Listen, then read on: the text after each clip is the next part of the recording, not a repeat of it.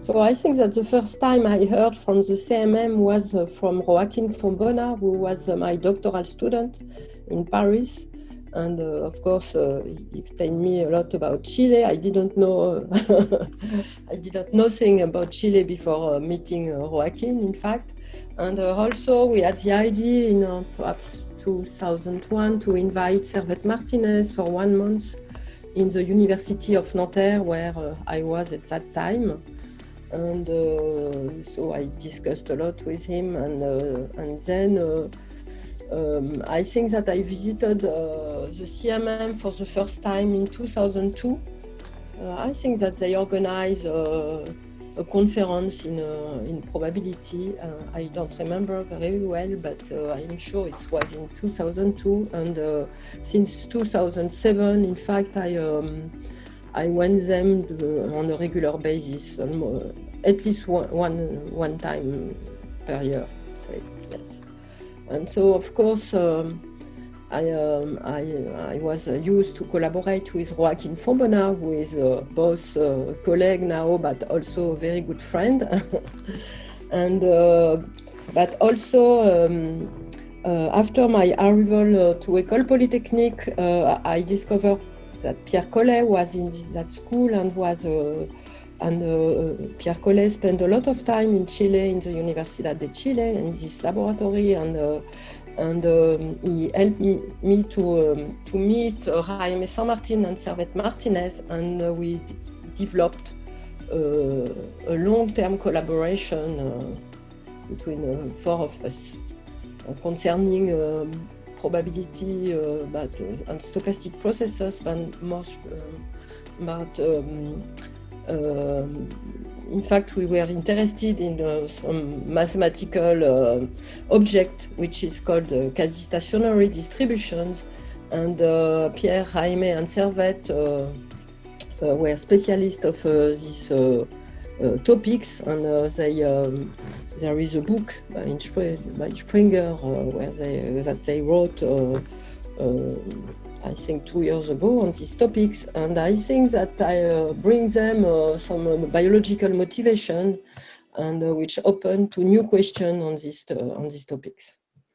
Assume, for example, so yes, I explained the concept related to my interest in biology. Suppose you are in front of a population which is which is close to extinction.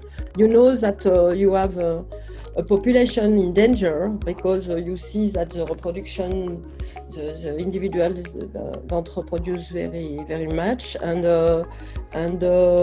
but nevertheless, so you know that this population is in danger, but nevertheless you observe that it seems that the population size seems at equilibrium, seems to be always the same, okay? And for example, there were experiments in Arizona with horrible snakes, and they knew that these snakes were in danger, but nevertheless, it seems that the population was more or less stationary. And we wanted to understand that with mathematical tools, and because we knew that this sort of equilibrium of the population was just during a certain time, and after that, the population will go more or less fast to extinction. And we wanted to understand how long was this equilibrium for the population, and how long was it will take to go to extinction, for example. That's an with CMM, we develop a lot concerning these questions, and with these groups that I mentioned, Jaime San Martin, Servet Martinez, and also Pierre Collet and another colleague from École Polytechnique, Jean-René Chazot. And yes, we try to give quantitative answers for these questions, especially the extinction time for a population in danger that can help. The activities of CMM fascinated me when I went for the first time, because it is very rare that to find laboratories when you have development of very high-level theoretical mathematical results, but also a lot of industrial applications. And in fact, I think that my lab is very close to the CMM in this sense. Because, and the second point is that CMM developed application in many different directions, biology and medicine, but also all these projects with mines, including different things like bacterial bioleaching to seismic studies and also education projects and also resource management projects. So that's very impressive. And that's the first point. And the second point, which fascinated me, is that perhaps it's related to the fact that Chile is a small country, but CMM seems very close to the government, to the power, in the sense that they can give their expertise almost directly to the government. And for us, who are very far from the political decisions, it's really impressive. So for me, that's true. And I think that because CMM is able to work really in high-level research, that means they are able to open a new direction and they can find new results, but they are able to apply them very fast to industry,